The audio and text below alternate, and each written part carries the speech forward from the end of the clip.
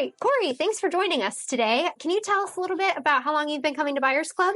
Since the very first Buyers Club. You're like an OG. 2013? 15. Yeah. Yes. Actually, I was going before there was a Buyers Club.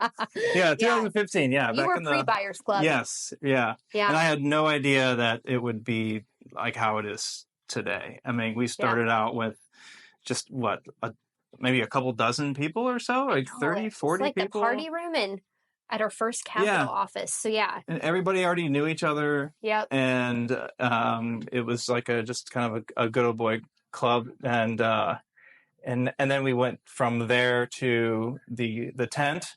Yep. And we started bringing on bigger and bigger guests. And so I'm an OG. Yeah. You are like one of the few originals. Mm-hmm. Yeah.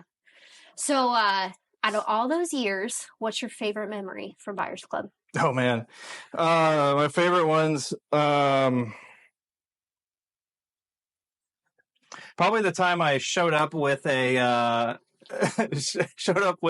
dressed as a leprechaun for St. Patty's Day.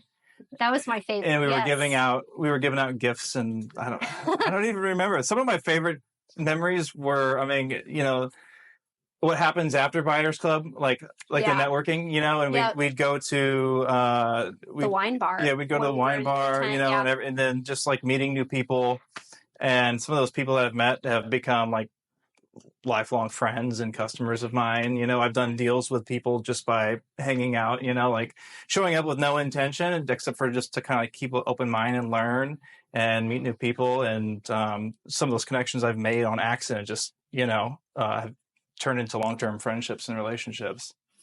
What would you say is the biggest thing you've gotten out of Buyers Club over the years? The biggest thing I've gotten out of Buyers Club,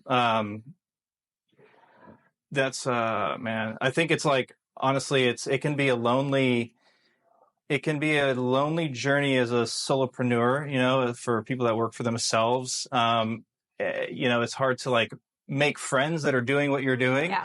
And so doing like meeting people that are in the field that I'm in and kind of building a community has added a lot more depth and enjoyment to my life. So I first showed up because I was like thirsty for knowledge, and then now I stick around and I come when I can. It's I'm still pretty busy, but whenever I come, it's just like really good to like reconnect with people, and it adds like a sense of fulfillment.